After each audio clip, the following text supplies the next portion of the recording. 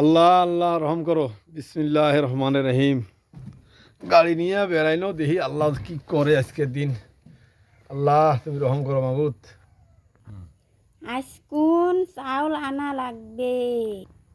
ওয়া বাড়িত ফুকা দচ্ছে আনা লাগবে। দেখেন তো ভাই, দেখেন তো কার মাথা সয়। সেদিনই 10 কেজি চাউল আনতে শেষ হয়ে গেল। আরও শোনো, এই যে দেখ পোকা ধরছে বলে ও বাড়ির এর ঔষধ আনা লাগবে। এই ঔষধের টাকা আর এই চাউলের টাকা। এমনি তো রাস্তাঘাটে কামাই নেই, মানুষ নেই, বাড়িতে বেড়ায় না গো। এত উলে খরচ কেন করি সামলাং মুই কম তো মাথা ঠিক থাকে। এ সংসার আর মুই চালবার পাবার নঙ্গো। শুনেন ভাই, যে সংসারত অভাব থাকে যতই আনেন না কে সংসার আটে না গো ভাই, আটে না। তোমরা গিলে একটা মুখ বুদ্ধি দেও তো বাহে।